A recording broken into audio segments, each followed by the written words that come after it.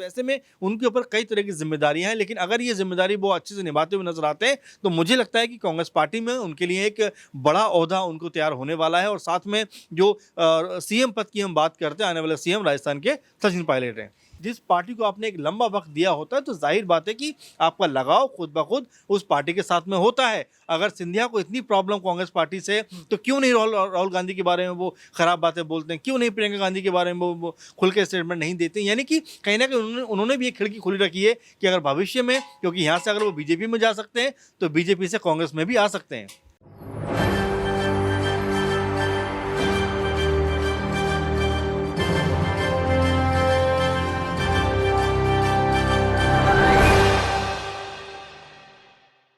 नमस्कार, मैं दौलत शर्मा और आप देखना शुरू कर चुके हैं SPN9 न्यूज़ और स्वागत है आपका हमारे खास कार्यक्रम सिंहासन 2024 का में, जहां पर बात करेंगे कि आखिर ये 2024 के सिंहासन को कौन अपनाने वाला है, कौन सी पार्टी यहां पर अपनी ताकत इन चुनावों में दिखाती हुई नजर आएगी। हालांकि बात करें यहां पर इंडिया अलायंस जो बीजेपी के खिलाफ बना है, अभी तो वो इंडिया अलायंस ही कंफ्यूज है कि कैसे सीट बंटवारा किया जाए और कैसे अपने भागते हुए नेताओं को रोका जाए, क्योंकि इस इंडिया अलायंस से नीतीश कुमार पलटी मार चुके हैं। जी हाँ, ये वही नीतीश कुमार हैं जिन्होंने सबसे पहले इंडिया अलायंस बनाने की बात की।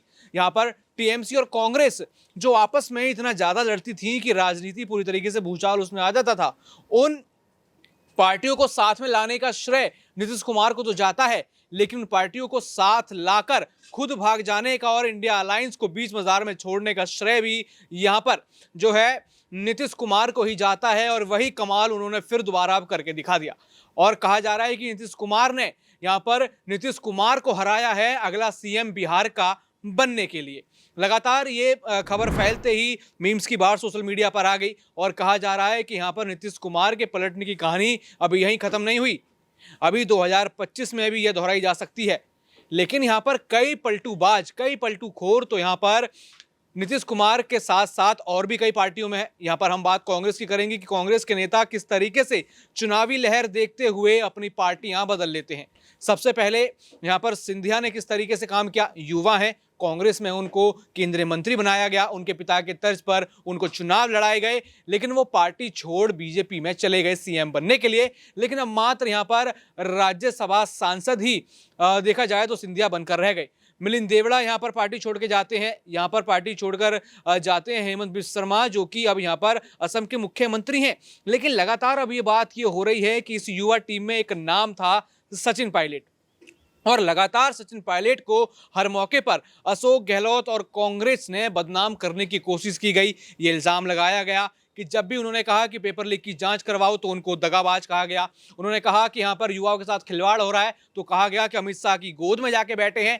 यानी कई बड़े आरोप यहाँ पर लगाए हैं और कहा जा रहा है कि पार्टी से तो वफा है, लेकिन अपने दोस्तों के साथ सचिन पायलट बेवफाई कर रहे हैं कि उनके सारे दोस्त तो चले गए बीजेपी में लेकिन वो नहीं गए। यानी तमाम सवाल यहाँ पर 2024 से पहले हैं। और अगर सचिन पायलट जरा भी अपने हाथ कांग्रेस पार्टी से पीछे खींचते हैं, अपने पुराने दोस्तों का साथ देते हैं, तो क्या कांग्रेस को बड़ा नुकसान होगा? क्या नीतीश के जाने के बाद जो इंडिया अलायंस अब देखा जाए तो पूरी तरीके से ठप पड़ चुका है। इंडिया अलायंस की शुरुआत नीतीश ने ही की थी और नीतीश ने ही इसका खेल खराब करके रख दिया, क्योंकि नीतीश का कहना है कि इंडिया अलायंस में काम नहीं हो रहा था, यहाँ पर चीजें नहीं चल रही थी, उससे काफी परेशान थे। तो वो परेशान थे, इसी के चलते उन्होंने इंडिया अलायंस को भी यहाँ पर परेशान कर अपनी पार्टी बदल ली। यहाँ पर कई सारे सवाल बनते हैं सचिन पायलट को लेकर और यहाँ पर अमन सर हमारे साथ मौजूद हैं। सबसे पहला सवाल उनसे करेंगे कि क्या सचिन पायलट अपने दोस्तों के साथ वफा कर सकते हैं या फिर पार्टी के साथ बेवफाई कर सकते हैं? क्योंकि देखा जाए तो वो हमेशा कांग्रेस और राहुल गांधी और अन्य नेताओं के बयानों को डिफेंड करते हुए नजर आए हैं, लेकिन अभी हमने देखा कि उनके पास ज्यादा लफ्ज बचे नहीं कांग्रेस को डिफेंड करने के। लोग उनसे पूछते हैं कि आप अपने दोस्तों से बेवफाई कर देते हैं, वो तो सब बीजेपी में है, लेकिन आप क्यों कांग्रेस में अपने खिलाफ इतनी बुराइयां सुन रहे हैं और फिर भी कांग्रेस में बने हुए हैं? क्या कोई मजबूरी है यहाँ पर सचिन पायलट की जो कांग्रेस में बने हुए हैं, या फिर यहाँ पर सचिन पायलट की जो विचारधारा है वो एकदम वही रहेगी कि चाहे कुछ भी हो, रहेंगे तो वो कांग्रेस में ही? देखिए, बिल्कुल विचारधारा की बात को मैं बिल्कुल आपकी बात सहमत होना चाहूँगा। देखिए अपनी-अपनी पॉलिटिकल पार्टियाँ होती हैं, अपने-अपने कह सकते हैं सत्ता होती है, कभी सत्ता होती है, कभी सत्ता नहीं होती। मुझे याद आता है 84 जब बीजेपी के पास 2 कह सकते हैं एमपी थे, उस समय तमाम सारे बीजेपी के नेता रहे होंगे, तमाम सारे बड़े-बड़े दिग्गज रहे होंगे। हो सकता है वही पार्टी छोड़ देते, इसमें से चाहे आप किसी का भी नाम ले लीजिए, आप चाहे अटल जी का नाम ले लीजिए, आडवाणी जी का नाम ले लीजिए, मुरली मनोहर जोशी का नाम ले लीजिए, सुषमा स्वराज का नाम ले लीजिए, अरुण जेटली, एक लंबी फ़हरिस्त है।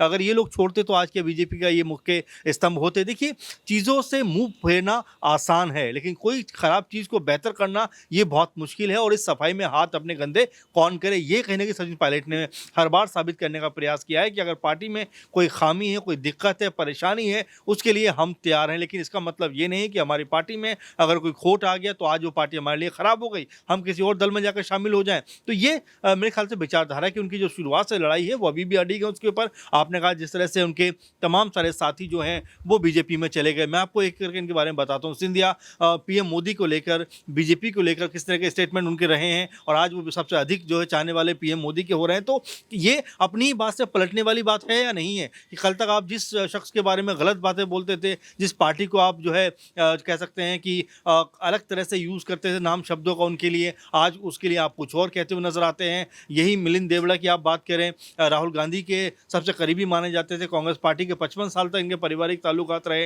लेकिन जैसे ही कोई पद इनको नहीं मिला, ये तो जो है छूट के बीजेपी में चले गए। आप हार्दिक पटेल की बात कर लीजिए, ये वही हार्दिक पटेल हैं जिनके बहुत सारे वीडियो खुद बीजेपी ने सोशल मीडिया पे रिलीज़ कराए थे, तमाम सारी बातें उस समय उठी थी। तो कुल मिलाकर अपने कह सकते हैं कि मौका परस्ती की जो राजनीति है, आज की राजनीति करने का ढंग वही हो गया है, क्योंकि ताज़ा एग्जाम्पल आपने नीतीश कुमार का देखी, जो बीजेपी को क्या से क्या बोलते थे, क्या कहते थे कि मैं मर जाऊँगा, बीजेपी में नहीं जाऊँगा, बीजेपी भी ये बात कहती थी। तो देखिए आज मौका परस्ती की जो राजनीति है अपने पूरे चरम पर है, उसके बारे में हम कह सकते हैं कि पूरे शबाब पर है। लेकिन सचिन पायलट जैसे लोग मेरे ख्याल से बहुत कम है जो अपनी विचारधाराओं के साथ में जो है खड़े हुए हैं, लड़ रहे हैं। भले ही उनकी पार्टी कह सकते हैं कि तमाम सारे जो कह सकते हैं इलेक्शन में, तमाम सारे चुनाव में जीत नहीं पा रही, लेकिन इसके बावजूद भी पार्टी के लिए वो काम कर रहे हैं, क्योंकि आज नहीं तो कल, कल नहीं तो परसों उम्मीद हर किसी को होती है कि हम बेहतर प्रदर्शन करेंगे, हमारी जो पार्टी है वो एक बार फिर से वही मुकाम छुएगी। और एक बेहतर नेता का काम यही होता है कि पार्टी में जो खामियां हैं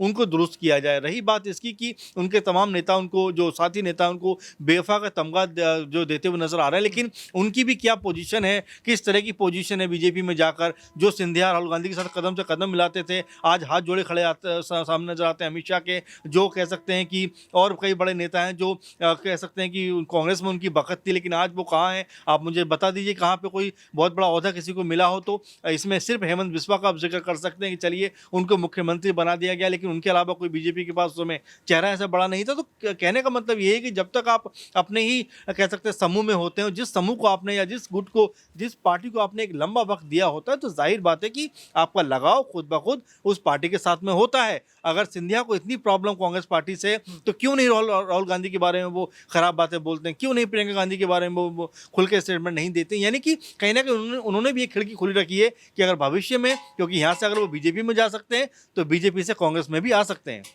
यहाँ पर कहा जाता है कि कई सारे आरोप अशोक गहलोत ने लगाए, कई सारे आरोप कांग्रेस ने लगाए। कहा कि अगर कांग्रेस जब वो चुनाव हुए थे यहाँ पर 2019 क्या उससे पहले, जी। तो उसमें बड़ी भूमिका वो अध्यक्ष पद पे रहकर निभा रहे थे, लेकिन वहां वो चुनाव हार गए और इसमें मिली भगत बताई जाती थी कि सचिन पायलट की है, और उनसे कई बार ये सवाल किया भी जाता है। वो दरकिनार इस सवाल से कर लेते हैं। तो क्या इतने आरोप के बावजूद भी सचिन पायलट यहाँ पर टिके हैं? तो क्या लगता है कि इतने आरोप के बाद क्या कोई और नेता यहाँ पर टिक पाता कांग्रेस में? बिल्कुल, मैं यही कह रहा था दौलत आपसे, क्योंकि कांग्रेस पार्टी, सही बात आपने कही कि इतने सारे आरोप होने के बावजूद भी, आपको याद होगा 2020 में उन्हें गद्दार तक बोला गया और ये अशोक गहलोत के मुंह से निकले हुए शब्द हैं। तो कुल मिलाकर इतनी सारी चीज़ों के बावजूद भी सचिन पायलट है, उन्होंने अपना जो अडिगता है वो दिखाई है। और देखिए राजस्थान में मुझे लगता है कि अगर कांग्रेस पार्टी बैक करेगी तो उसका सबसे बड़ा सेहरा फिर से एक बार सचिन पायलट के सर पे बंधेगा, क्योंकि सचिन पायलट हमेशा नपी तुली बात करते हैं। राम मंदिर को लेकर आपने देखा बात की उन्होंने कि मुझे कोई न्योते की ज़रूरत नहीं है, भगवान के घर में कहाँ न्योता है, और बीजेपी कब से इसकी ठेकेदार होगी कि वो न्योते बांटेगी। तो कहने का मतलब उनका बड़ा स्पष्ट सोच है कि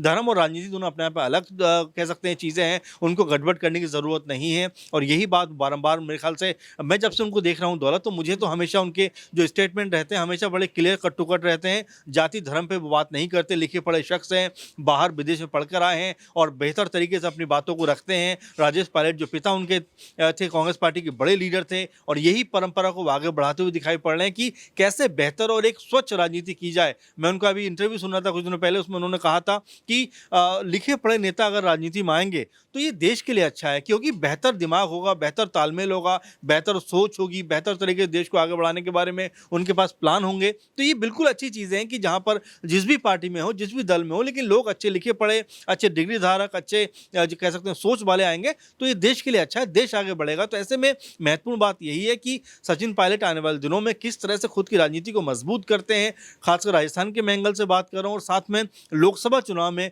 उनकी क्या भूमिका रहने वाली है, क्योंकि महासचिव हैं वो कांग्रेस पार्टी के, इसके अलावा छत्तीसगढ़ के प्रभारी भी हैं। तो ऐसे में उनके ऊपर कई तरह की जिम्मेदारियां हैं, लेकिन अगर ये जिम्मेदारी वो अच्छे से निभाते हुए नजर आते हैं तो मुझे लगता है कि कांग्रेस पार्टी में उनके लिए एक बड़ा ओहदा उनको तैयार होने वाला है। और साथ में जो सीएम पद की हम बात करते हैं, आने वाले सीएम राजस्थान के सचिन पायलट हैं।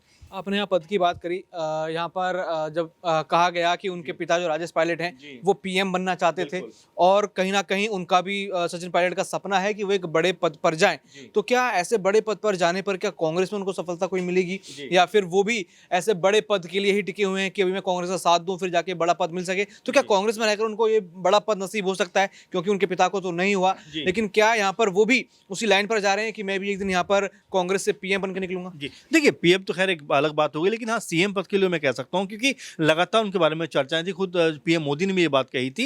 लेकिन जाहिर बात है कि जहां पर आप खड़े हो दौलत, वहां पर तो आपको जरूर अपनी जमीन मजबूत करनी चाहिए। आपने कहा है पीएम पद के लिए, तो कोई संशय की बात नहीं है। देखिए, बनना चाहिए, होनहार आदमी है जैसा लगातार उनके बारे में कहा जाता है, एक बेहतरीन पॉलिटिशियन है, अच्छी मुद्दों की राजनीति की बात करते हैं। तो ऐसे लोगों को पीएम पद और जो भी महत्वपूर्ण पद है उन पर काम कराना चाहिए। और वाकई कांग्रेस पार्टी को अब जरूरत है अपने जो होनहार लोग हैं, अपने जो कर्मठ लोग हैं, जो लगातार बेहतर राजनीति करते हैं, बेहतर भाषणबाजी करते हैं, लोगों को कम्युनिकेट करने का जिनको ढंग है, जिनके ऊपर लोग भरोसा करते हैं, उनको आगे बढ़ाना चाहिए। और मैं ये क्या कहूँगा दौलत आखिर में, कि कांग्रेस पार्टी ने कई सारे नेताओं को इसीलिए गवा दिया कि उनको आगे बढ़ाने का जो उनको कह सकते हैं कि काम मौका देना चाहिए था या काम करना चाहिए था, वो बहुत समय पहले करना चाहिए था, लेकिन वो नहीं कर पाए। इसीलिए चाहे हार्दिक पटेल हों, चाहे सिंधिया हों, चाहे जितेंद्र प्रसाद हों, या फिर कुछ और भी नेता हों, जैसे अमलिन देवड़ा की हम बात कर सकते हैं, ऐसे कई सारे चेहरे थे जो कांग्रेस पार्टी ने खो दिए। और कांग्रेस पार्टी को ये होना चाहिए, जो भी लोग उनके लिए काम करते हैं, बेहतर दिशा और दशा के साथ में उनको आगे बढ़ाए, ताकि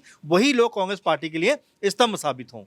तो बिल्कुल लगातार यहाँ पर कहा जा रहा है कि कांग्रेस पार्टी को यहाँ पर अगर अपने आप को उभार के लाना है, और अगर 2024 के लोकसभा चुनावों में यहाँ कर आके अच्छे से प्रेजेंट करना है, तो कहीं ना कहीं जो उनके नेता हैं, जो काबिलियत रखते हैं, उनको यहाँ पर सामने लाना होगा, जिसमें सचिन पायलट और अब अन्य नेता यहाँ पर आते हैं। लेकिन बात की जाए उस युवा टीम की, तो उसमें मात्र अब सचिन पायलट बचे हैं, और कहा जा रहा है कि सचिन पायलट यहाँ पर अपनी विचारधारा पर तो अड़िग है, लेकिन अगर कांग्रेस लगातार उनके साथ यह व्यवहार करती रही तो कहीं ना कहीं विचारधारा और पार्टी दोनों यहाँ पर बदल सकती हैं। बाकी और भी ऐसी खबरें जानने के लिए देखते रहिए SPN9 न्यूज़। धन्यवाद।